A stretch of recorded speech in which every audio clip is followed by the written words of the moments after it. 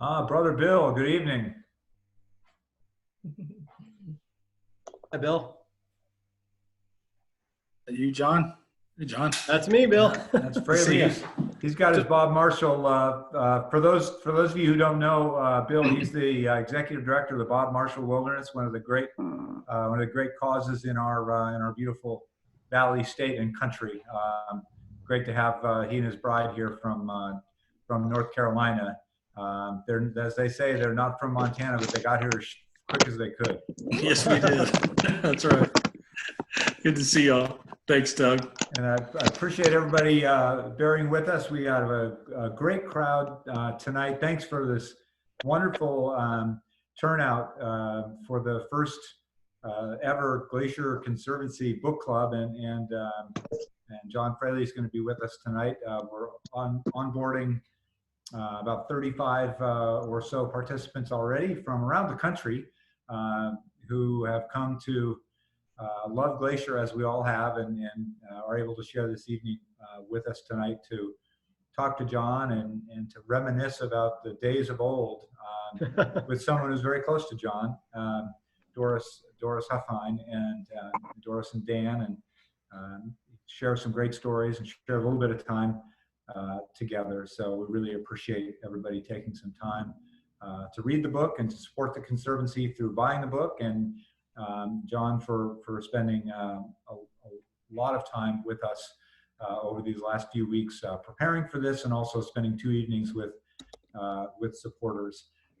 We had a great evening last night. Really had a wonderful back and forth, both by people kind of waving or raising their hand in the chat room to ask a question via audio, but also just using the chat box, if that's easier for folks to type in a question or say, hey, I have a question. And Jill, one of my coworkers, is kind of going to monitor that, and we'll make sure that this is more of a conversation than a lecture. John does have a couple of great stories, as you can expect.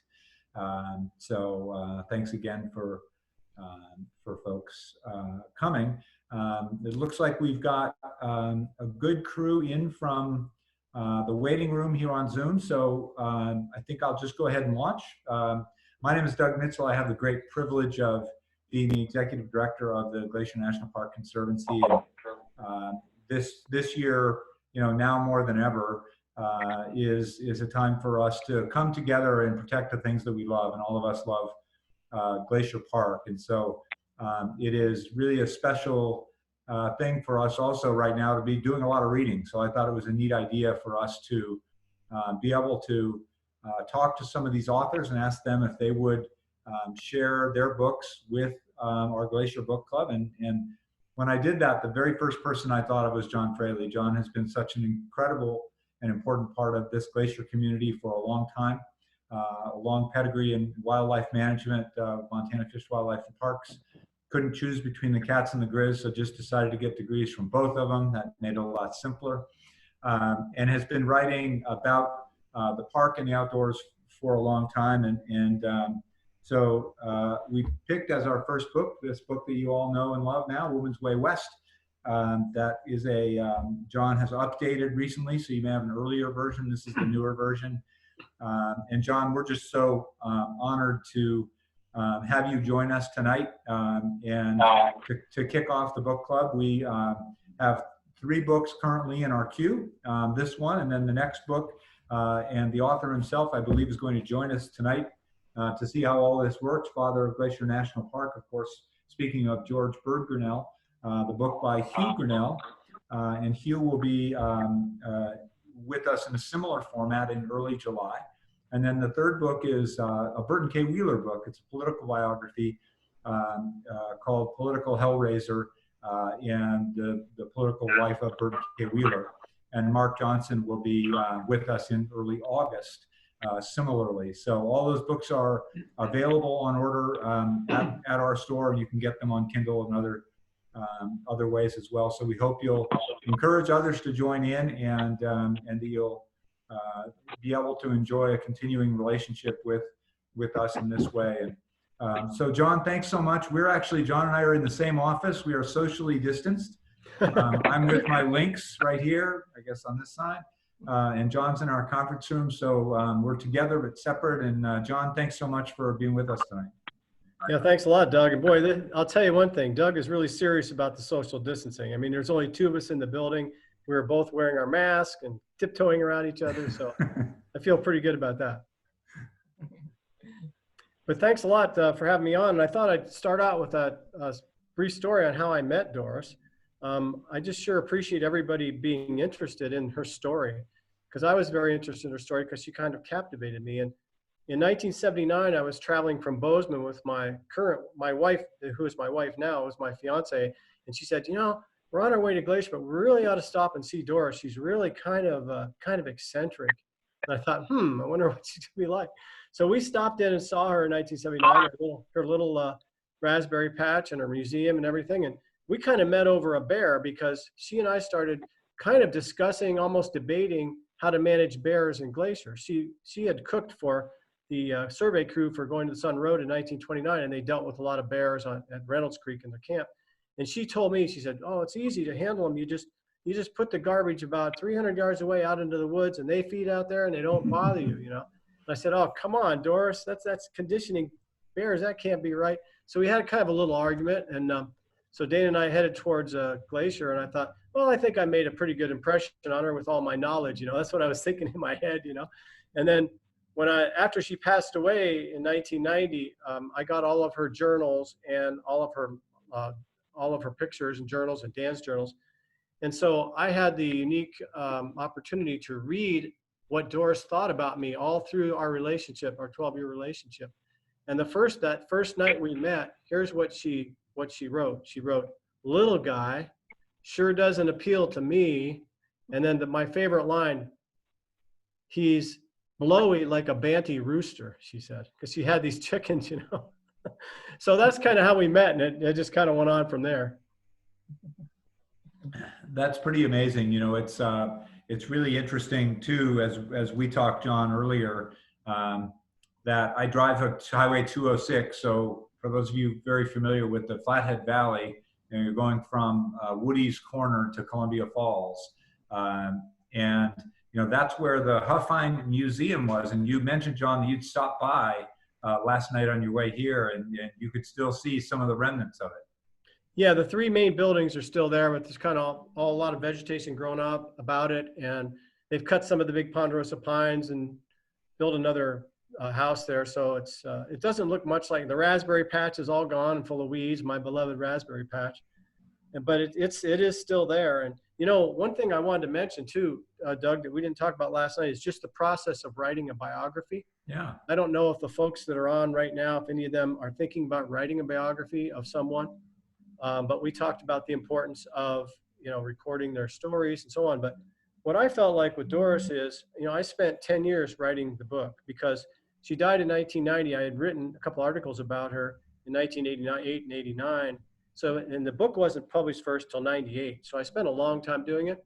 And when you write a biography, you have to peer and peek into all the little things they did. I found out that Doris had a previous husband in Iowa that no one knew about.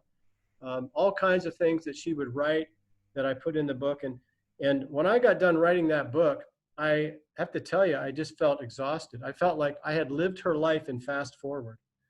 And as I always tell my daughter, I said, I'll never write another biography because it just took too much out of me. And I don't know what Doris would have thought of me publishing all this stuff that were kind of, you know, all the fun things she did. And some of them weren't that great. Like, you know, there was a couple of elk poaching incidents and things like that. But writing a biography is a very interesting thing, but it just kind of pulls all the energy out of you. And you got in a little trouble, as I remember, if I'm remembering my book correctly, for poaching some raspberries yourself, John. Well, one day, you know, she had a lot of jobs for a lot of different people. She was like a foreman to keep everything going when she was in her 80s. It's a big place. And she had I think it was 17,000 square foot raspberry patch. And my job was rototilling around the patch, but I wasn't allowed to eat any of them. And so one day, Doris and Lillian were in town and I was rototilling around the patch. I thought, okay, they're gone. Nobody's around. So I stopped the rototiller and I went over to the heartland of them right in the middle and just started eating them like crazy. Thinking, I'll eat them really fast and then nobody else, you know, Doris won't be back in time. And then I heard this door slam. I said, oh, what's that? And then before I knew it, she was right on the edge of the raspberry patch. She had run over really fast.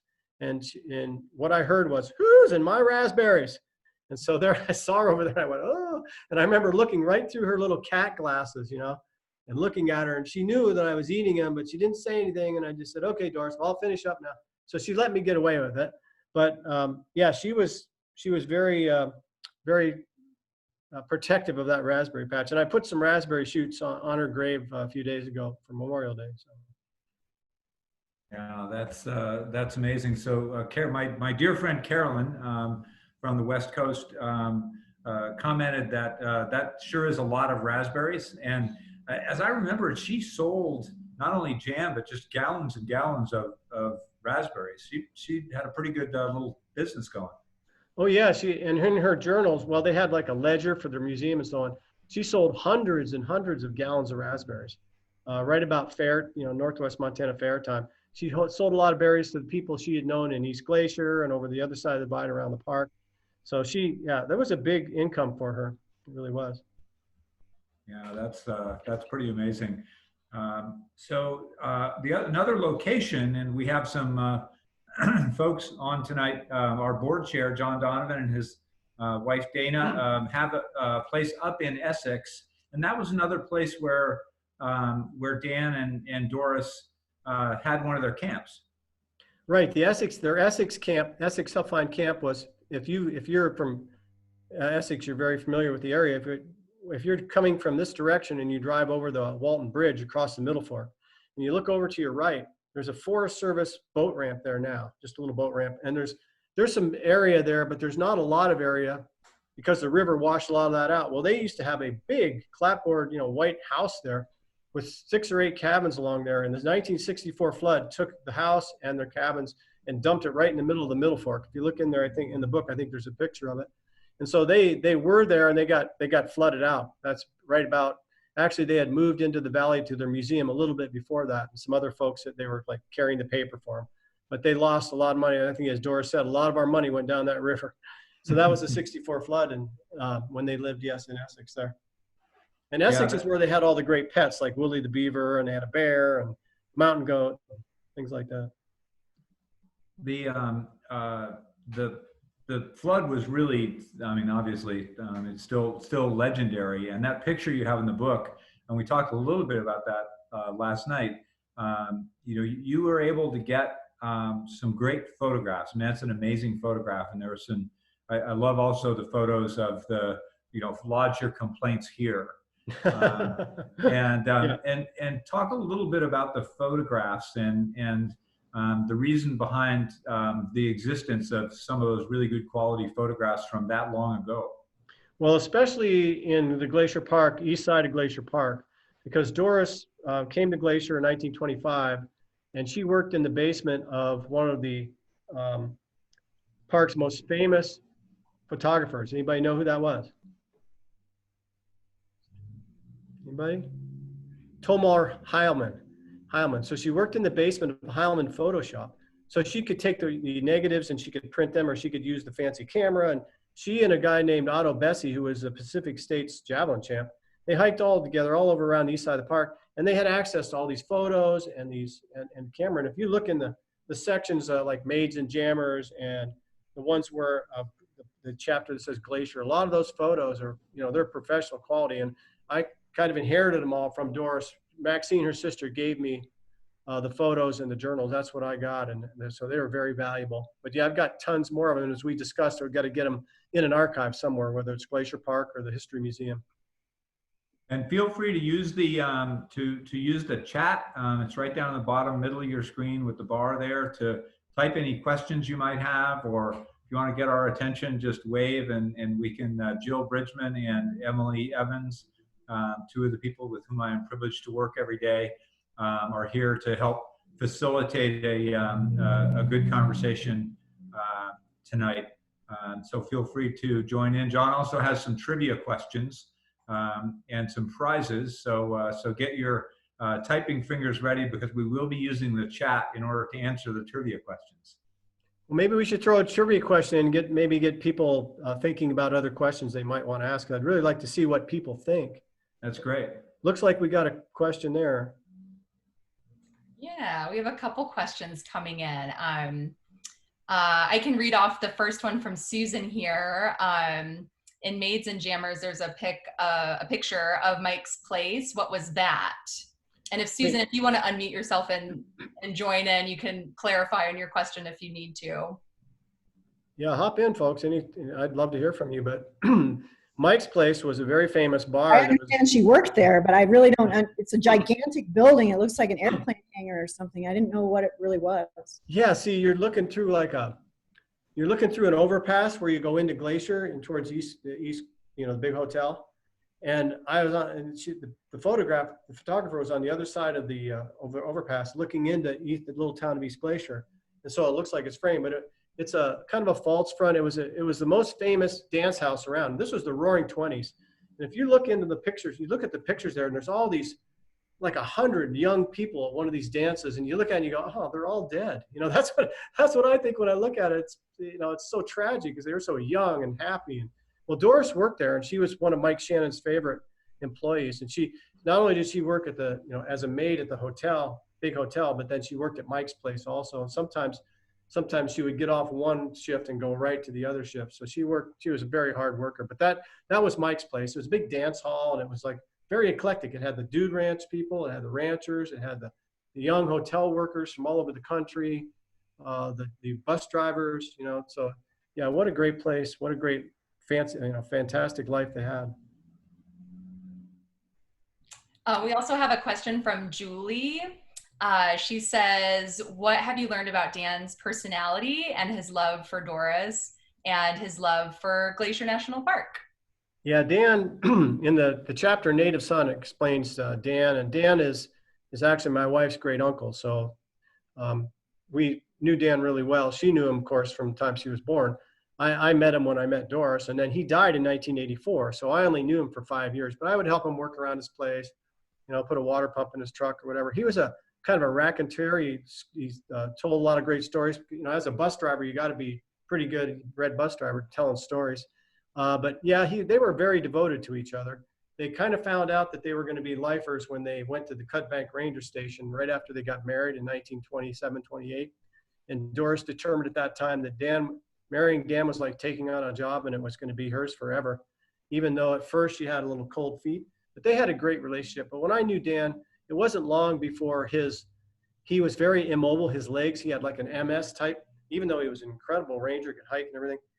When he got to his 70s, he got this MS situation, and a lot of his younger siblings died from that, and I think that's why they didn't have children too. But yeah, they were very close. Although Dan never knew that Doris was married in Iowa. It was at the bottom of her chest. If you guys have read the book, you know that she was married in Iowa, and then her husband died of cancer, and then she came out to Montana to try to forget. So she was about 5 years older than a lot of the other park workers, and 4 or 5 years older than Dan also.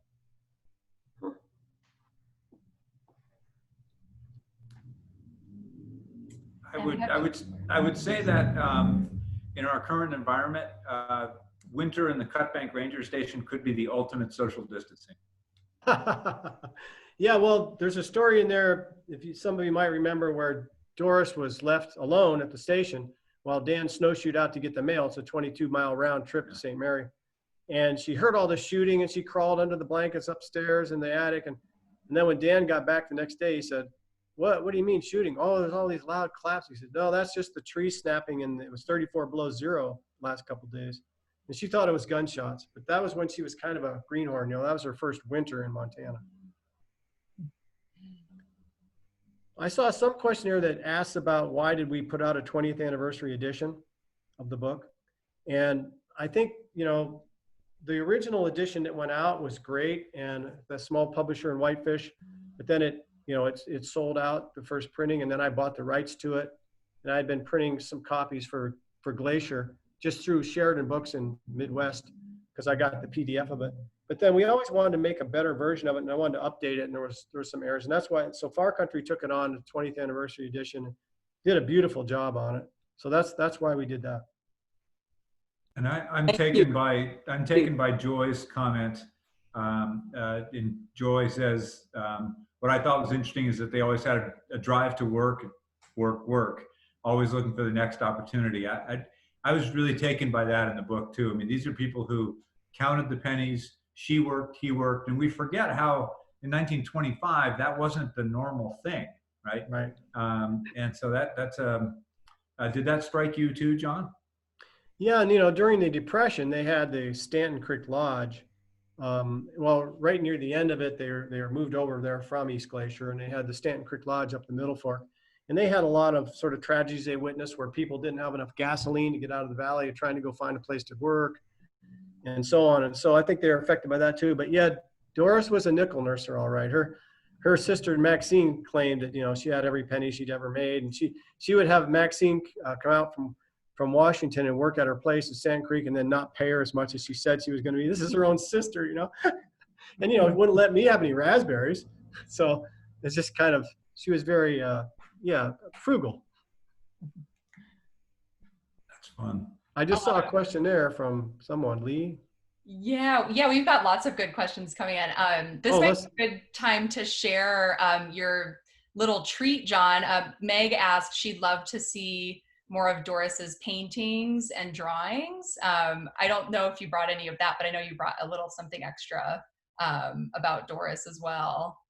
Well, I didn't know. I should have brought some because we've got some of her paintings and so on. She never even did art until she was in her 70s, and she was really a good artist. But I would sit in her little room, her little house, and look across 206 and watch the elk herd, and we'd talk and talk and talk. But and her house was full of art. But one thing I did bring that I was kidding around with yesterday is you guys probably got the impression that Doris kind of looked at the government like competition, because she had campgrounds where she was at, where they had the museum, and she didn't really like the fact that the government had campgrounds that was charging less than she was. But it's just in general, she was kind of went along with this frugality, and she was kind of distrustful of the government. And I found this little sign that I brought. This is kind of pretty indicative of her attitude. This was on the museum little donation jar, and it says, "Oh, only your what's it say here? It looks upside down to me. Only your help keeps the doors open. No government aid received here." So this is classic Doris here. But yeah, she was a great artist. She really was. That's awesome. And just as classic was the great story of the not being able to sell the raspberry jams. Yeah. So one beautiful night in 1984, she was out tending her little garden, and she had, as I said, this gigantic jam, huckleberry patch or raspberry patch, and she made jam. Now she made it in her own kitchen. Well, when you're going to sell jam, what do you have to do? You have to have the county deems that you have to have a separate place to make your jam to sell it. You can't make it in your own kitchen. So some lady from the county had nothing better to do, and she saw that picture in the Interlake, and one of the little panels says jam. So she went out and she investigated Doris and found out she was making the jam in her own kitchen, and said, "You're going to have to stop. We're just going to, you either stop or we're going to have to arrest you," basically. And Doris said, "Well, I've got about 30, 40 jars of it here. I'll go broke if you at least let me sell what's left." And so the lady, and Maxine was there, her sister, who they were life partners. Maxine was there. And so after the lady left, Doris and Maxine were talking, and well, actually before, she said, "Well, let me sell what I have at least, and the lady said, "Okay, but when you're done selling what you have, then you're done." Doris said, "Oh, okay," so the county lady left, and Doris looked over at Maxine and said, "You think it'll ever run out, Maxine?" So she just kept putting more jars up there for a long time too. I mean, she was still selling jam in 1988, 89, the year before she died. So they must have forgot, or maybe that lady got another job or something like that. Yeah. We have a good question from Lee. Lee asked, when did Glacier first advertise for people to come and work in the park? Did they usually draw from the Midwest? Lee is from Minnesota, and so many of their friends' parents met their partner when working in the park. That's right. I noticed, like, for example, this was Doris's yearbook when she worked at the big hotel in East Glacier, you know, at the park there. And of course, all through there, all these people have signed it, all of her friends. So many of them were from the Midwest. So obviously Doris found out about it because her cousin in Minneapolis, I think it was, said, you should come out to Glacier with me. This is after Doris had the tragedies where her husband died, her mother died, her little brother died. And so, yes, it seemed like they really drew heavily from the Midwest. And these were really high quality kids.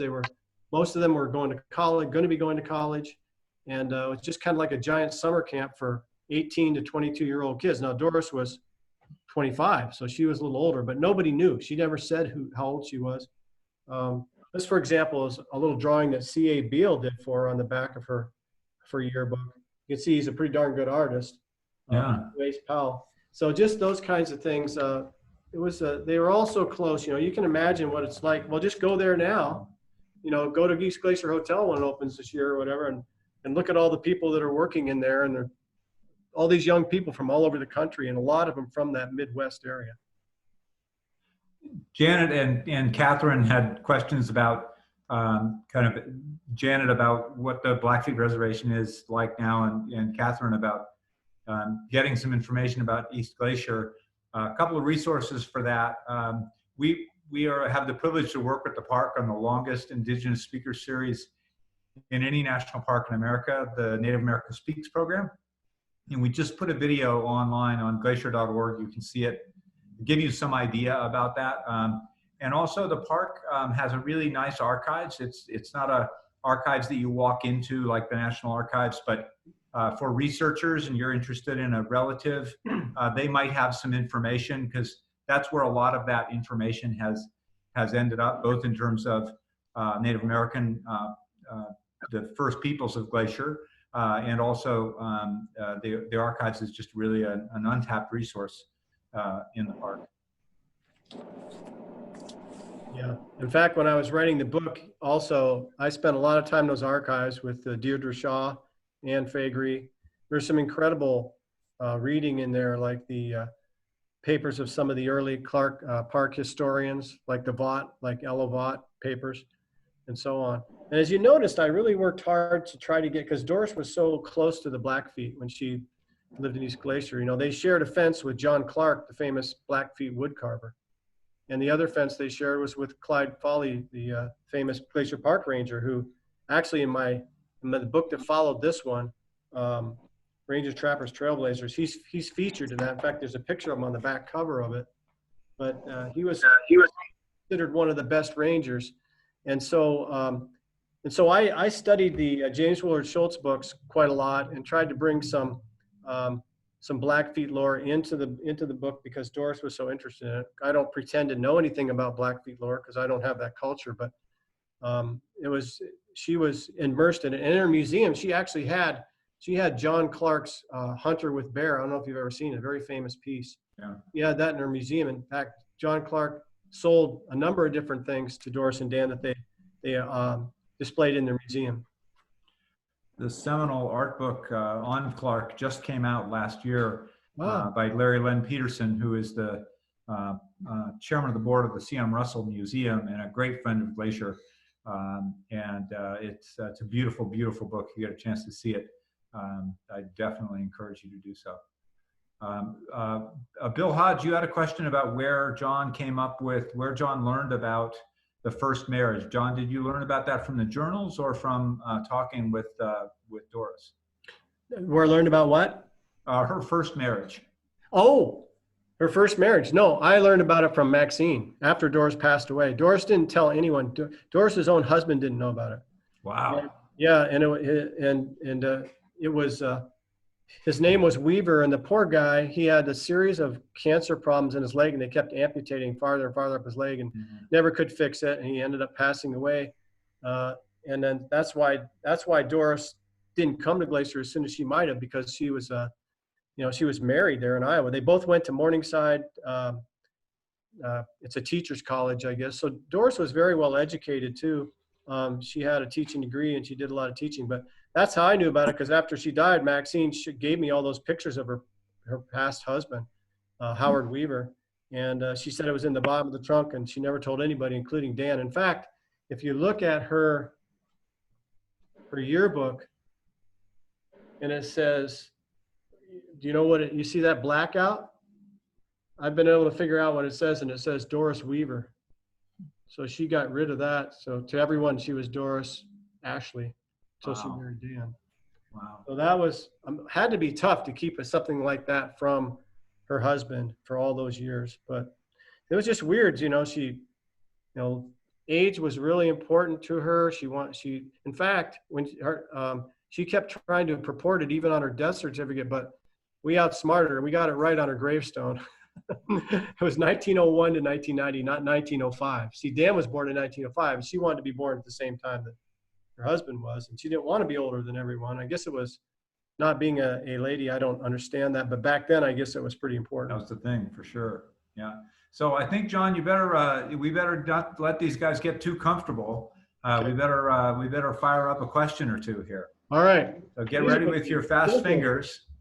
They'll be simple for this crew, but I'll make it a little harder.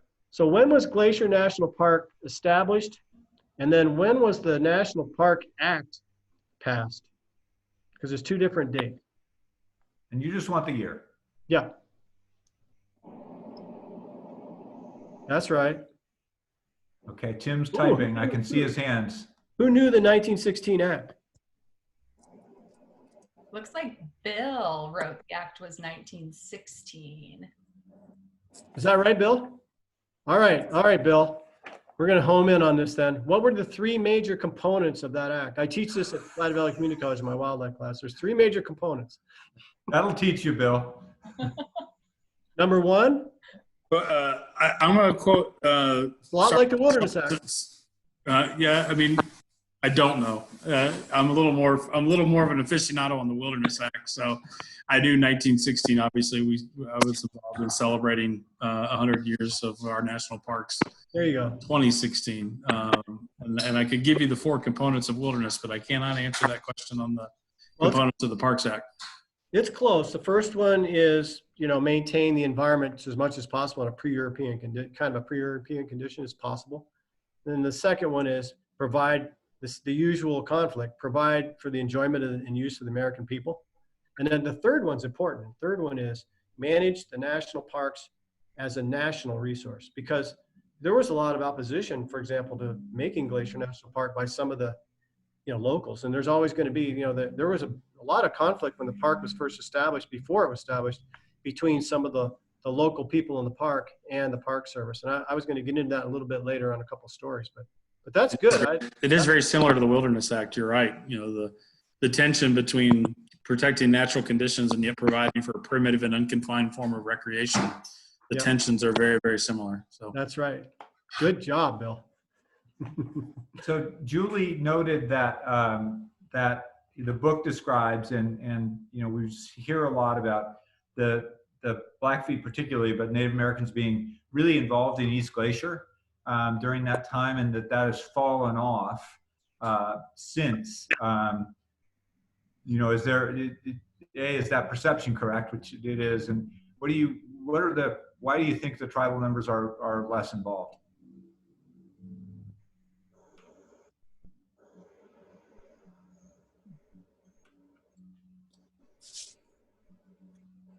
Who are you asking, Doug? You, John. Oh, me? Yeah. Well, I kept waiting for a Native American expert or something. Well, I know that when Dan was patrolling, just from your just from the book's perspective. Yeah. Sure. Well, the one thing that Dan dealt with is he really liked the Blackfeet, got along great with them. In fact, he got in a little bit of hot water with Carter, C.L. Carter, the kind of militaristic superintendent at the time, and thought Dan was too friendly. It wasn't enforcing the law well enough.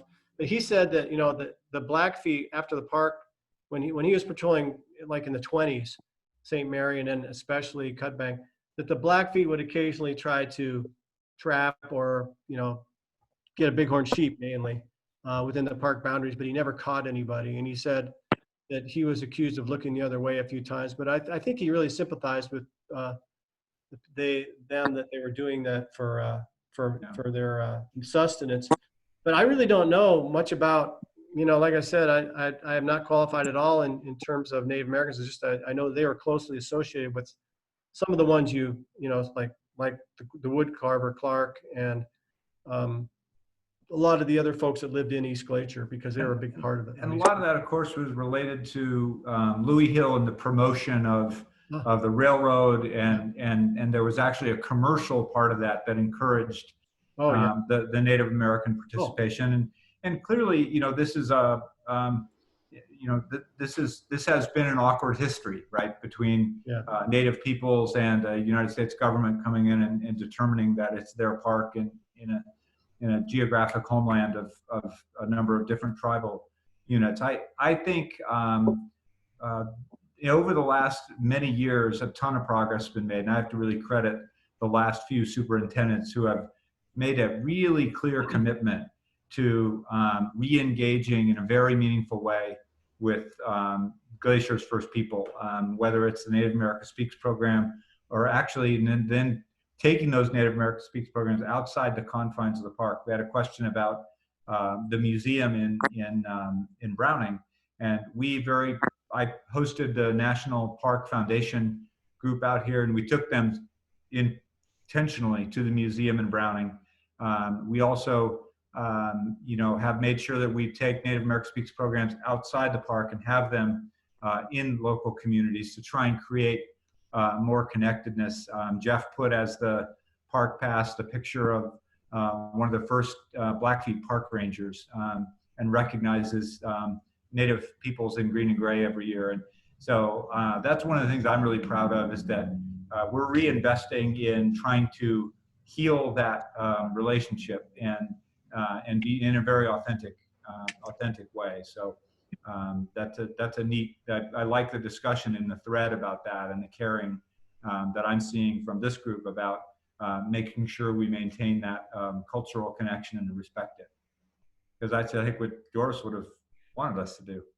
Yeah, and I saw a question there that just came up about her museum collection, and Gil Mangles of the Miracle American Museum, he got a lot of their materials when Doris passed away. And there's that story, a great story in there when he bought the old Montana hearse from her, and they had that big argument about the whip that went with it and so on. But a lot of some of her artifacts are still there. The family took some of them with them to Washington. And that's what I know about the materials now. And yeah, when questions come up, just let me know. And I just saw another one there, but it went down before I could read it, Jill. Yeah, there's definitely a few more coming in too. Kind of going back to the former museum property, Kathleen had asked earlier, are there any jars of jam still on the former museum property? Are there any what? Jars of jam. Oh, no. I don't think so. I'll bet her root cellar is still there, because I think everybody would be afraid to go into that thing. She kept all those old jars, and nothing ever spoiled to Doris. Nothing ever spoiled. I also really liked this question from Peggy. It's more about the writing and publishing experience. She asked, was it difficult to find a publisher? She thought that there would be a wide interest in that subject. So she would just love to hear more about kind of that side of it from your perspective. And who asked that? Peggy. Okay, Peggy. Well, and I wonder if maybe Peggy knows someone she'd like to write about, or a subject. It's the kind of thing where you just have to slowly but surely build your credentials and try to find a publisher that fits. There was a small publisher in Whitefish that published my original Woman's Way West, and then also published my second book, which is Wild River Pioneers, which actually continues the story of Doris is in this book quite a bit too, and so is Snyder and Josephine Duty. I'm hoping to get to them quickly, but it's just kind of a luck and timing thing to try to find a publisher. You can always self-publish, but I was lucky enough that I'm kind of affiliated with Far Country Press now, and the last few of my books have come out of there. Bill and I are working on a project together called Heroes of the Bob Marshall Wilderness, that the Bob Marshall Wilderness Foundation is going to kind of add a page in the back of it and that kind of thing. It's just a matter of trying to, with Fish, Wildlife, and Parks, I wrote a lot of magazine articles, a lot of technical articles and stuff. You just have to get your writing experience going. And I agree with Stephen King's book on writing, where I follow his advice that every day, if you have a project you're writing on, do something on it every day, either 1,000 words or 1 hour or 2 hours. And then all of a sudden you'll have a book. Like I'm working on, I've got another book coming out in a month or so, and I'm working on another book that I have I'm 70,000 words into it because I work on a little bit every day. But it's tough to find a publisher. It really is. Alice was wondering what Doris' journals looked like, and if she wrote daily, did she write in blank journals that she purchased, or did she just use scraps of paper? Do you have more insight on that? Well, when she was at Cutbank, she was the first person to record patrols for the Park Service. And she would record all of Dan's patrols. They're all in her writing. So she kept that, but she had her own journal. And the one she had at Cutbank was a cute little, said like First National Bank of Minneapolis or something. It was a cute little pad of bound journal. And she had stuck a bunch of porcupine quills through the front of it. And in that, I know they had porcupine problems at Cutbank, so there was probably some of those porcupines, and we still have that. She wasn't completely consistent. She would write like that elk poaching incident that they got involved in Essex.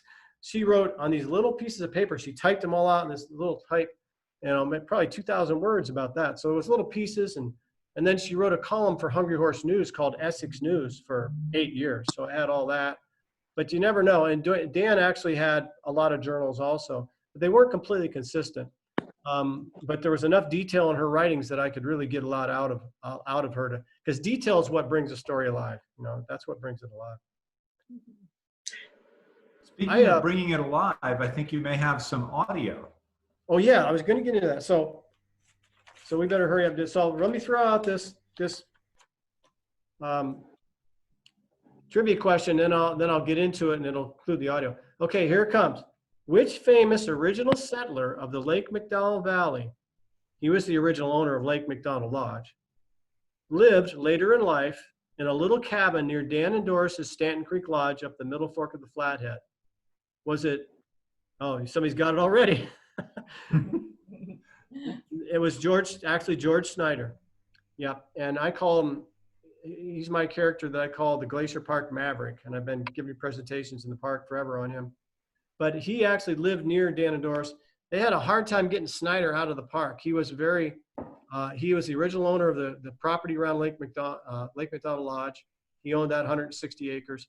And then after he lost that, he actually got a cash entry homestead the way Lon Johnson, the historian, described it to me. And he owned where the headquarters sit now. He owned that. And he built a bar there. And so you get across the old West Glacier Bridge that used to be the entry, and you'd have to drive right past Snyder's bar, and there'd be people laying out there drunk. There was there was one murder there. One guy drowned below there in the river. The park spent years fighting his liquor license, trying to get him out of there. And then they finally did. And then Stephen Mather, the first superintendent of Glacier, right after the 1916 Organic Act, he actually bought that headquarters property in the name of his wife and then donated it to the park. That was in 1917. So Snyder was a big part of all that.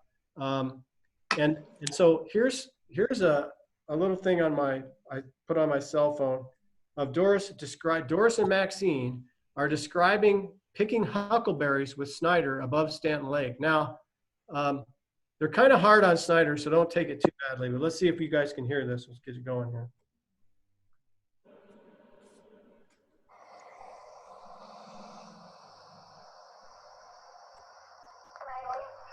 Well, Maxine, I was trying to describe the drain up there above Stanton Lake, where we picked huckleberries.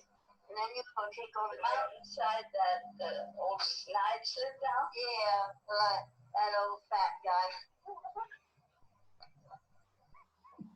We're about a foot and a half high, and he'd slide down and pull them all up as he went down the hill. He was too lazy, see, to bend and pick, so he'd get up on top of this mountainside above Stanton Lake to the west there. And then he'd just sit down, and he weighed about 250 at least. And then he'd sit down up there with his pail, and he'd slide right down through the huckleberry bushes and just pull off the bushes as he went and take what he wanted off and throw them away. And that's a guy or a man? That's a man. It was hard to tell. Well, he had whiskers down to his stomach, and then he had stomach from then on. Hitched himself along with his heels, you know. He had plenty to carry with him. That's true. Well, anyway, that's sheep out down there. We didn't need that in to describe the country. That gives you an idea of what she sounded like. That's great. She was wonderful to listen to. I have 14 hours of her tapes. So, and Maxine and her were just, you know, they were just like one person. So that was Snide. And we actually, one of the most amazing points about this, in my feelings about the book, is Doris lied to me about Snide, because when she was telling me about Snyder, because I went up to Stanton a lot, and she showed me where a coal vein was that she and Snyder discovered. And she said, well, Snyder went to work for the WPA during the late 1930s. And the last time I saw him in Kalispell, he was kind of out of it. I don't know what was wrong with him. And I don't know what happened to him after that, which was a lie, because Snyder, in the story, the full story is in Wild River Pioneers, actually a 23,000 word chapter on Snyder. And what happened was he hit his head. And back then, if you had a nurse, a doctor, and one witness, you could put somebody in Warm Springs State Mental Institution pretty easy. And that's what they did to Snyder. And he obviously wasn't insane. They called him an insane patient in his little form, because he was telling everybody who his mother's maiden name was and all the hotels he used to own in Glacier. And I called and I got a kind of a tip, and it wasn't from Doris. And I said, was Snyder at your place there in the 1930s, in 1940, at the Warm Springs State Mental Institution? They said, yeah, he was, but his records aren't here anymore. It was so long ago. They're at the Historical Society. So I figured, I'll never find these, you know. So I asked the Historical Society, and they, oh, yes, yeah, so we have a folder on George Snyder. I'll copy it and send it to you. And I thought, well, it probably won't be much, you know. So I look at the first page. That's where he signed in. It was in 1940. And he gives us all this information you could never give if you were an insane patient. And then the second page, guess what I see?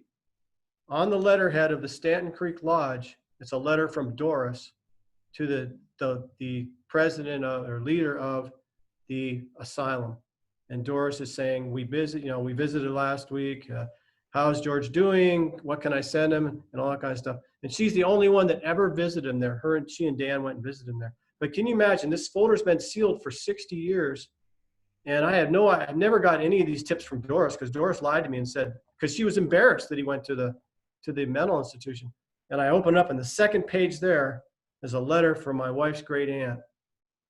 Out of the blue, just out of the blue. It was just an incredible, incredible experience.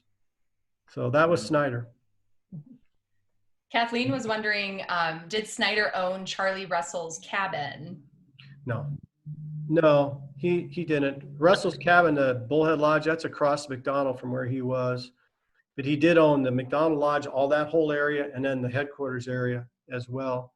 But anyway, so what I eventually did is I went to the Warm Springs Mental Institution, and Pete Darling, who is the cemetery sexton here at Crummy Falls, he made me a headstone for George. And I drove over there to the asylum. It's beautiful grounds, you know. And I set the headstone outside in the grass while I went in to talk to the officials. I had called ahead, and they were going to drive me out to where we were going to put it. And all the people are walking by, and they're looking at it, and they're thinking, gosh, is somebody buried there? Because we just, and then they walk in, they look at me sitting there, and they don't, is this one of the patients, or who is this?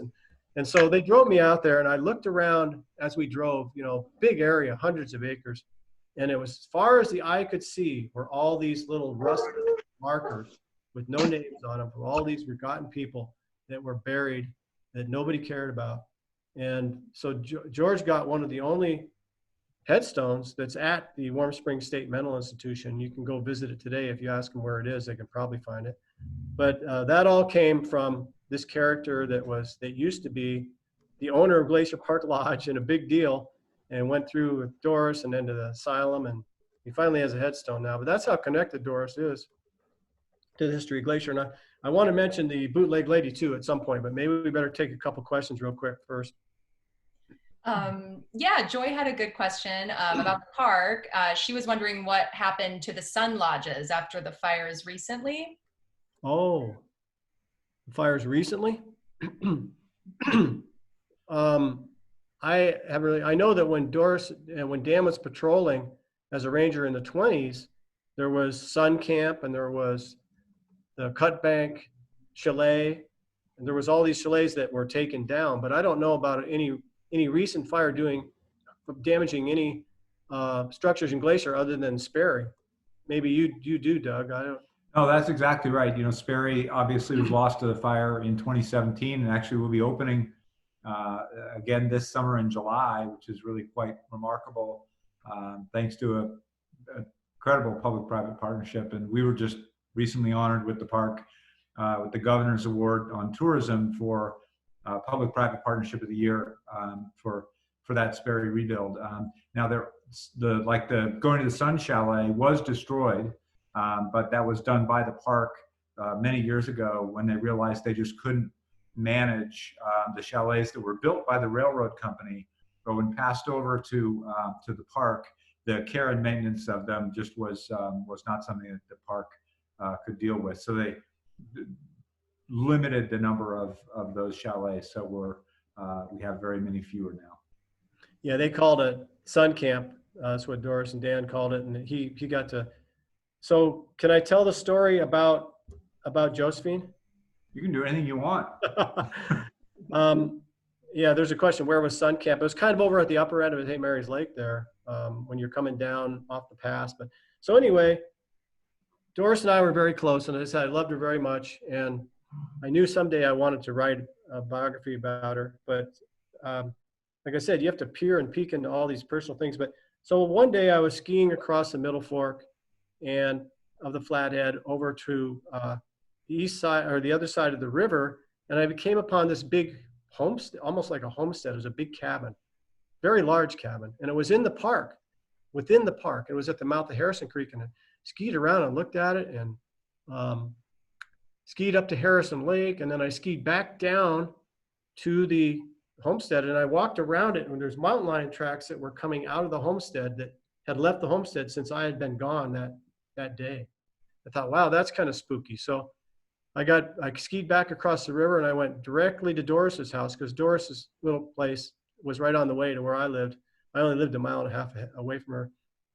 I said, Doris, what's that big structure over there, that cabin? Oh, that's Josephine Duty's place. She was quite a character. Doris, there's no one left now alive that knew Josephine Duty. There's Carlisle Foley, who's still alive in Summers, but he's about 96. No one else is alive that knew Josephine, but she's the bootleg lady of Glacier Park, and she's featured in this Wild River Pioneers book. But anyway, of course, Doris knew her really well, because Doris and Maxine would drive down from their Stanton Creek Lodge, go to Kalispell to get stuff, and then come back. And then every time, that once a week, they would stop and talk to Josephine. And Josephine had moved across to the highway side of the Middle Fork and lived in a little cabin right near Deer Lick Creek, if you drive over there. And they would go and talk. And I remember Maxine said, I remember Josephine's little hands on the table. I remember it like it was yesterday. And they would talk about these adventures. Josephine came from back east. She lost her man. She became a dance hall girl in Colorado, went on to McCarthyville, the Morass Pass over here.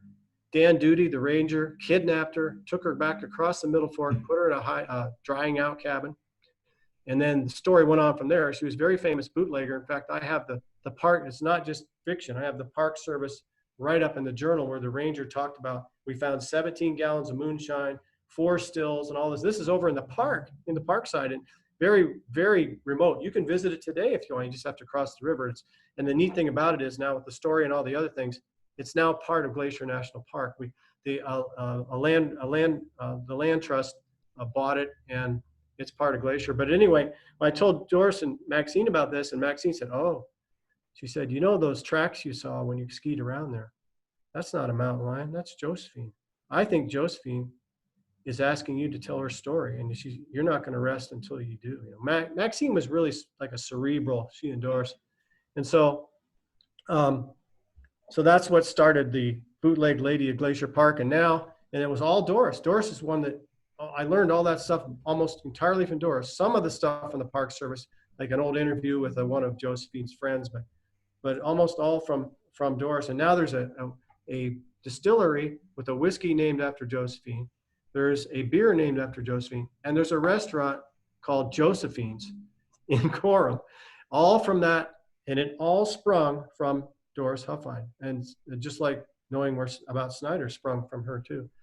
So that's just kind of part of Doris's legacy, which lives on. And I mentioned a little bit in the preface to the new Woman's Way West, but the complete story is in Wild River Pioneers. So I wanted to get that one in. That those are two people that were so close to Doris. And Doris told me all about how Josephine didn't get a gravestone, and she didn't know that Josephine didn't get a proper burial. This guy that had been living with her got her to sign her land over to him. And so in 2008, we actually had a funeral for Josephine, a proper funeral in Conrad Cemetery. And we placed a headstone, and we had people from the park, and we had people from ceremony. We had some of the Fraley Rangers and Deirdre Shaw from the park, and we gave Josephine a headstone. So Snyder got a headstone, Josephine got a headstone, and two other people in this book got headstones. So just kind of trying to honor these folks. Yeah, that's amazing. Well, we are absolutely honored by your time and your commitment to Glacier. Anytime I have asked John for anything, he just immediately says yes. How can I help? And really, that's what this whole Glacier family is all about. And so I want to thank you, John, for a lifetime of doing this, and also for kicking us off so elegantly here in the book club. I know you got a couple of prizes, so maybe we can do a little quick round of a couple of questions, and I think you have a couple of books to give away to the winning answers. Yeah, we got one copy of the Doris Huffine, the 20th edition, and then one copy of Wild River Pioneers. So, and you will inscribe them to the winners. What's that? And you will inscribe them to the winners. Yes, definitely. And by the way, if you could give all these folks my email somehow, we will. I would love to hear from them, because we didn't get a lot of chance for the other folks to talk, because okay. We'll start off with this one. What is the largest lake in Glacier National Park in terms of volume? That's right. Alice, you are our winner. Lake McDonald is 472 feet deep, and it's 9 miles long, and 8 miles of its length, it's over 400 feet deep. And in Wild River Pioneers, there's a story in there about how at Snyder's Hotel, McPartland, whose peak is named after him there, drowned in McDonald Lake. And he's still at the bottom. So there about that. Okay, let's see. What's another one here? It's not too easy for these guys. Okay. Dan Huffine drove Glacier National Park's red tourist buses before and after he became a ranger. The red bus drivers were known as, one word, what were they known as? That's right. Meg Pullman Jammers. That is perfect. And gear jammers too, but they were, for short, they were known as jammers. That's why the one chapter in the book, Maids and Jammers, Doris was a maid, Dan was a jammer, and they will go down to the platform at the train and watch the people get on and off. And the Blackfeet tribal folks would go down and kind of display too. So it was a very eclectic time back then in the 20s in the east side of Glacier Park. Well, thank you so much, John, for sharing time, and thank you to all of our participants tonight. The next book, again, is Father of Glacier, about George Bird Grinnell in his own words, and Hugh Grinnell, who is a dear friend, again, of the Conservancy. He's in Arizona, will be joining us. And please keep in touch with us. We really appreciate all the input we get about how we can better help support this park we care so much about. We're really blessed to be able to have your support and participation this year in implementing a record 76 projects totaling over $2.7 million of private support in Glacier National Park. So we're very blessed by all of what you bring to us, not only in treasure, but in time and in care about this park that means so much to all of us. So thanks to everybody. Thanks, John, so much. And we'll look forward to getting together again here in a month or so and having another discussion about a great glacier book. Thank you, Doug. Thanks, everyone.